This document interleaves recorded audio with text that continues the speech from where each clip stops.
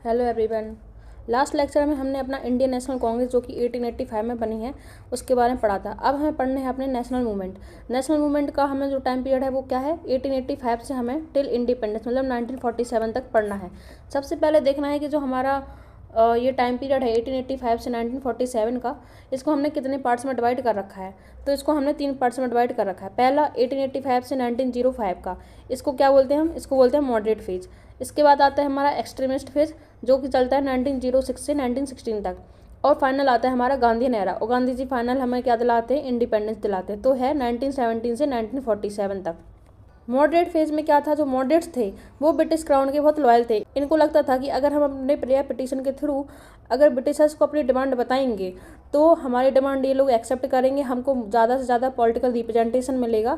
तो ये लोग ब्रिटिशर्स के बहुत लॉयल थे। ये इंग्लैंड को देखते थे कि वहाँ चीज़ें कितनी अच्छी है, सेम ब्रिटिशर्स हैं जो वहाँ पे लोगों को राइट्स दे रखे हैं, तो हमारे यहाँ राइट्स क्यों नहीं मिलते हैं। तो ये सोचते थे कि अगर हम डिमांड करेंगे इनको प्रेयर पिटीशन के थ्रू तो ये हमारी बात सुनेंगे। तो इनका जो मेथड था, किसका, मॉडरेट का जो मेथड था वो कॉन्स्टिट्यूशनल मेथड था। इन्होंने अपनी जो सारी डिमांड है वो कॉन्स्टिट्यूशनल मेथड के थ्रू रखी हैं। 1906 से 1916 में जो एक्सट्रीमिस्ट फेज चला, इसमें हम लोगों ने क्या क्या देखा, स्वदेशी मूवमेंट स्टार्ट हुआ। क्यों हुआ था, क्योंकि हमारा 1905 में बंगाल पार्टीशन हो रखा था।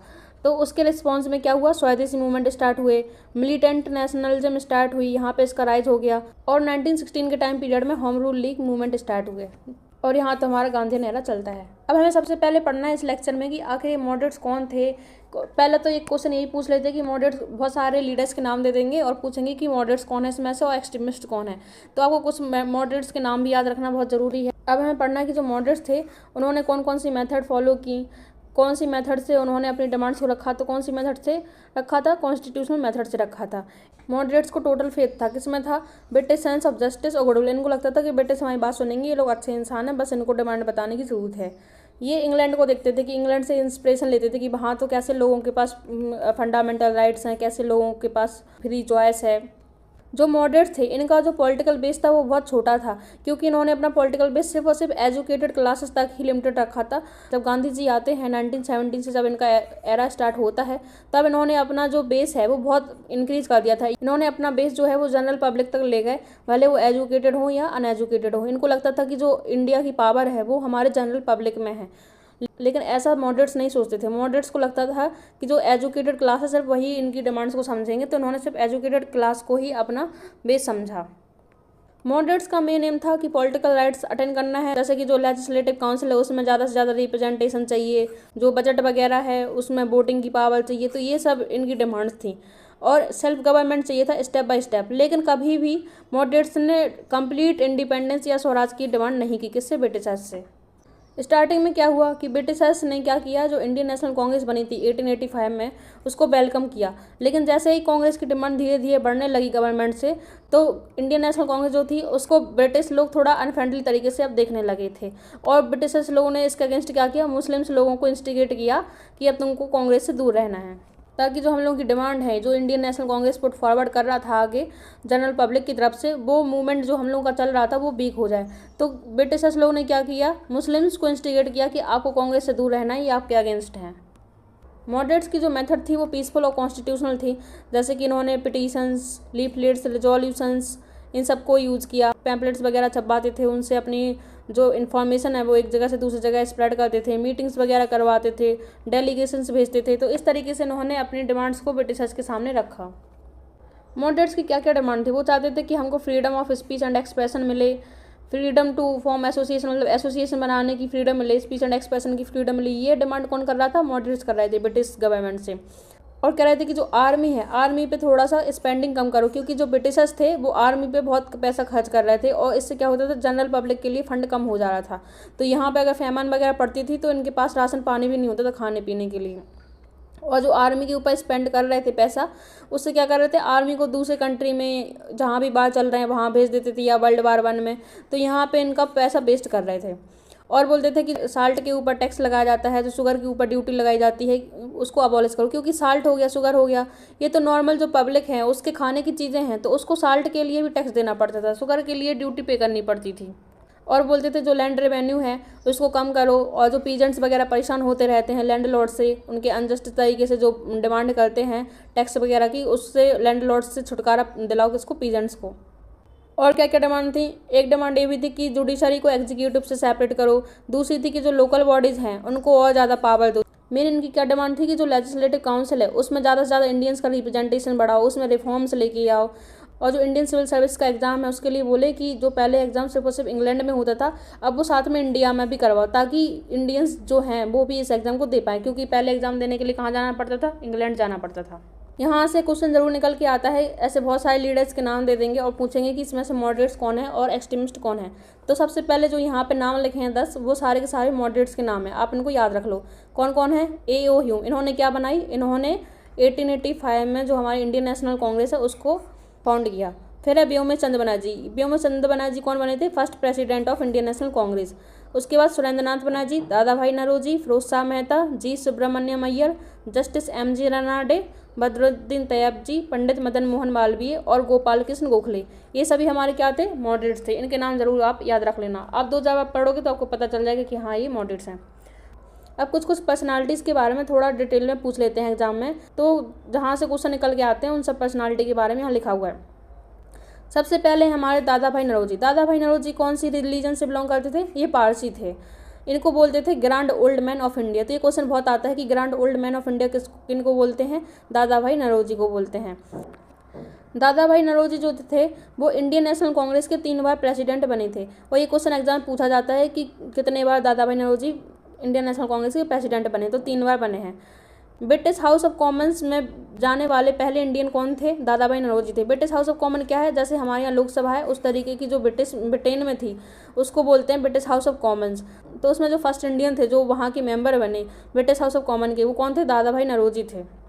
दादा भाई नौरोजी के लिए बोला जाता है कि ये इंडिया के अनऑफिशियल एम्बेसडर थे। कहाँ के लिए? इंग्लैंड के लिए। और न्यूज़पेपर वगैरह से बहुत क्वेश्चन आते हैं कि कौन सा न्यूज़पेपर किसने लिखा, तो वॉइस ऑफ इंडिया और रस्तगुप्ता, ये किसने लिखे? दादा भाई नौरोजी ने लिखे। और इनकी एक बहुत फेमस बुक है, कौन सी? Poverty and unBritish rule in India. तो ये बताते हैं कि किस तरह से जो हमारे ब्रिटिश हैं वो इकोनॉमिक जो हमारे यहाँ का पैसा है उसको वो इंग्लैंड ले जा रहे हैं, उसको कैसे वो लूट रहे हैं और कैसे वो इंग्लैंड ले जा रहे हैं, मतलब हमारे यहाँ का पैसा, हमारे यहाँ की इकोनॉमी कैसे ख़राब हो रही है, कैसे डूब रही है, वो बताते हैं इस बुक में, poverty and unBritish rule in India.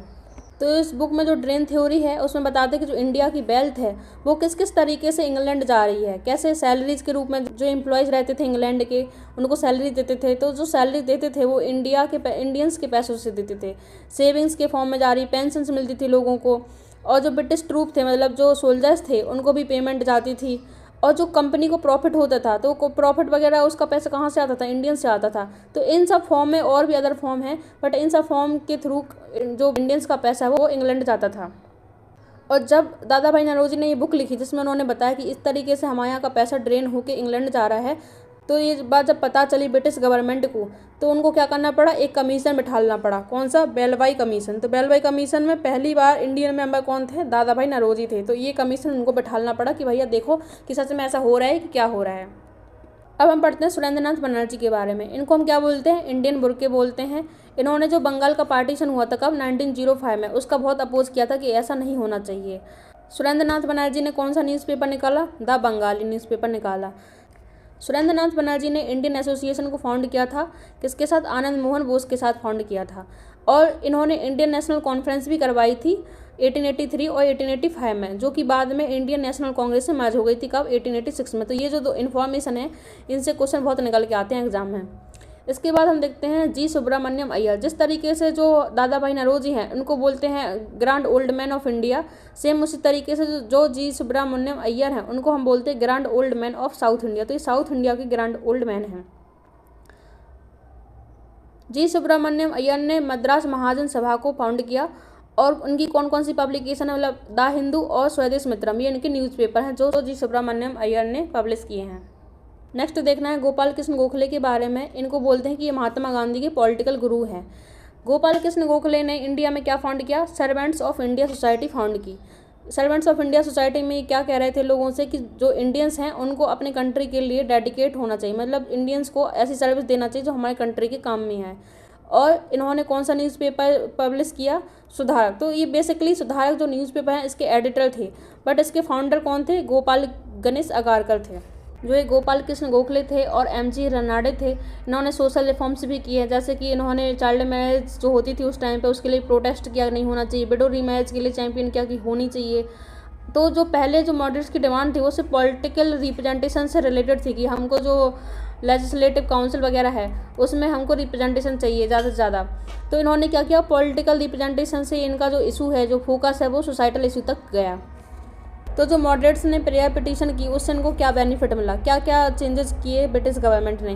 पहली बात, जो इंडियन सिविल सर्विस एग्जाम होता था उसमें मैक्सिमम एज लिमिट कितनी थी, 19 थी, उसको उन्होंने 19 से 21 कर दिया था। मैक्सिमम एज लिमिट है, अभी तो 21 मिनिमम है, बट मैक्सिमम एज लिमिट कितनी हो गई थी, 21 हो गई थी। दूसरा, इनकी वजह से, मॉडरेट्स की वजह से जो डेमोक्रेसी की आइडिया है, जो सिविल लिबर्टीज़ का आइडिया है, ये इन्होंने पॉपुलराइज किया था। इसके पहले लोग डेमोक्रेसी का मतलब ही नहीं समझते थे और इन्होंने पार्लियामेंट में रिप्रेजेंटेशन दिलवाया इंडियंस को। दूसरा, दादा भाई नौरोजी जैसे लोगों ने बताया कि कैसे जो इंडियंस का पैसा है वो ब्रिटिश क्या कर रहे हैं, ड्रेन कर रहे हैं इंडिया से, और कहाँ जा रहा है, इंग्लैंड में जा रहा है। तो इसके बारे में लोगों को अवेकन किया। दूसरा, जो इंडियन काउंसिल एक्ट 1892 आया था उसके थ्रू लेजिस्लेटिव काउंसिल में फाइनली इंडियन का रिप्रेजेंटेशन इंक्रीज हुआ था। और इनकी वजह से क्या हुआ, मॉडरेट की वजह से कि जो एजुकेटेड पीपल थे उनको थोड़ी सी और अवेकनिंग मिली कि हमारे कंट्री में क्या क्या चल रहा है। तो इससे जो मॉडरेट्स का बेस है वो थोड़ा बढ़ गया था। तो ये होगी कहानी किसकी, मॉडरेट्स की। अब हमें नेक्स्ट लेक्चर में क्या देखना है कि किस तरीके से 1905 में बंगाल का पार्टीशन होता है और फिर कैसे एक्सट्रीमिस्ट राइज करते हैं और फिर क्या एक्सट्रीमिस्ट एक्शन लेते हैं, कैसे सूरत स्प्लिट होता है, हमें ये सब के बारे में पढ़ना है। तो थैंक यू सो मच। अगर आपको हमारा लेक्चर अच्छा लगता है तो please like, share and subscribe.